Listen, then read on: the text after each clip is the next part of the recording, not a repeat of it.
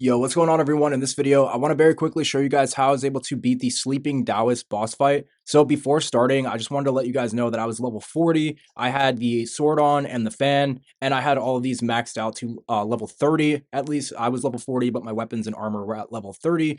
And you want to go ahead and equip your inner way stats. Now, I went ahead and equipped a few spells. You might want to equip different ones, so you can decide which ones you want. Now, I also went into my talents. I had every single talent unlocked up until this point as well. Keep in mind there's a level cap right now that keeps you at 40, at least at the time of making this video. I know tomorrow it's going to go up again. So if you're really struggling with this, you may want to just continue to level up before going back to this boss, but I was able to beat it at level 40. Now the boss was extremely tough to beat at this rank, and I used the fan and the sword in order to get through the boss fight.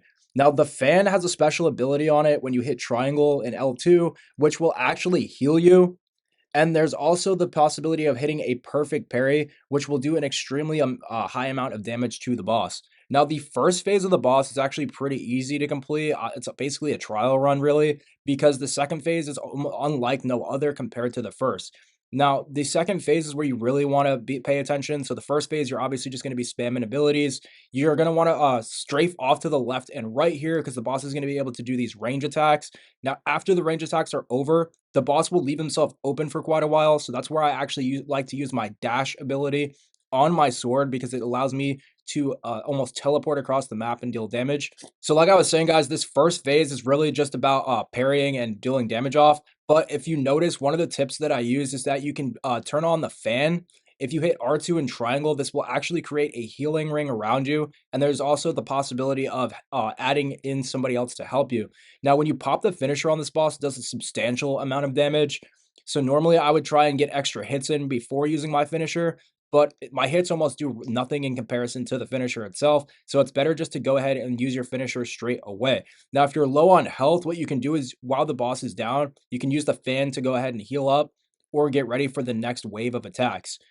So if you really want, you can just parry throughout most of this until the boss is going to basically stagger himself. Then you can go out and deal damage yourself.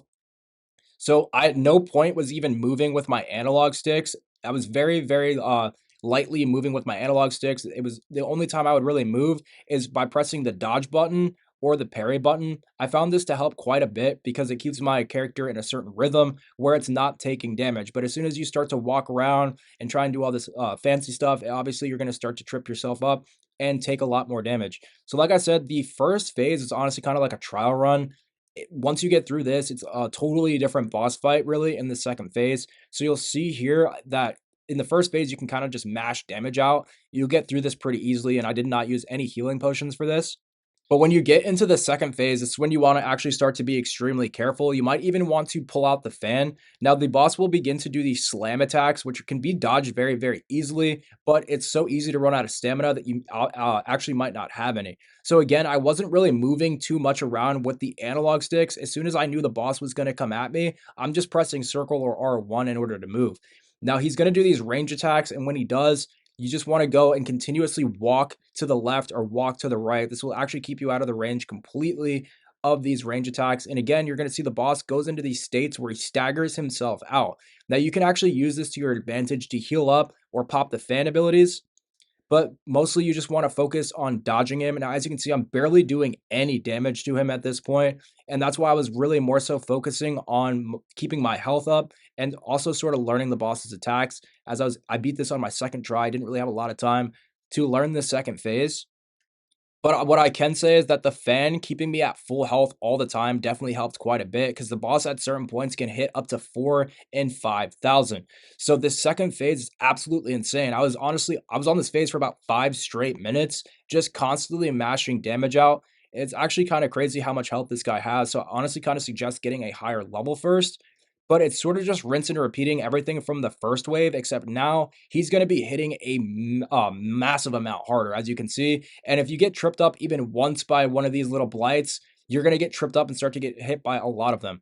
So it's best to try and dodge them. I dodged them all the way up to this point in the fight. That was actually the first time I got hit by one of those wisps, but it does a substantial amount of damage. So again, just in between each and every attack, you might not be able to see it, but like I was saying, I'm spamming circle and I'm spamming R1 just in case, because I know that I can block anything that's coming at me. Now, again, the boss is going to get into these states where he kind of just stuns himself out. And if you want, you can actually use this to go ahead and heal up or pop that healing ring around yourself with the fan. Now, this is kind of weird, and I noticed this with a lot of the different boss fights. But once you get one of some of these really, really hard bosses down to their last bit of health, their health bar, it says it's weak, but it's really not. So you really need to kind of trick yourself into believing that this boss actually has an entire third health bar realistically, because once you get this guy down to his last sliver, he's going to have an entire new armor piece that comes up.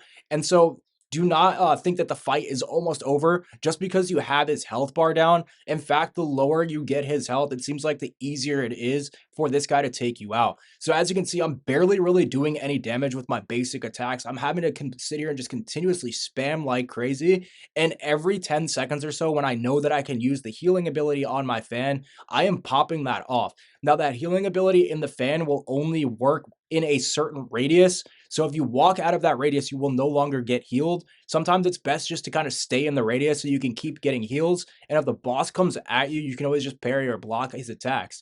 Now, as you can see, I was really going crazy on this boss fight, but the very very end gets absolutely insane, as you will see here in just a second. No, normally I wouldn't ramble on this long throughout the guides, but at the very very end here, as you can see, I almost went down because I finally got hit by one of those slam attacks.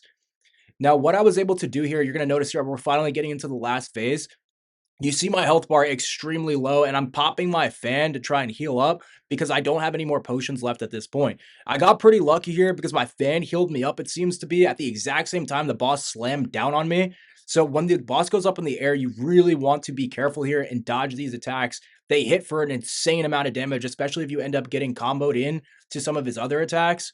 But as you can see here, I almost went down. I popped my fan at the last second. It started to heal me up, and I got kind of lucky here. But you can see what I was talking about earlier. Get the boss down to a 10% health, and all of a sudden, it's like he has a whole third health bar. My attack's barely doing any damage, and you're going to have to work his shields down all over again. So this happens every time I'm in one of these major boss fights. I don't know why they don't just give him a third phase at this point, but as you can see, it almost went down. You really have to stick with it here. Don't give up at the end because that you're gonna go down in literally one hit if you do. So hopefully all these tips and tricks help you guys out. It's one of the harder boss fights I've done so far.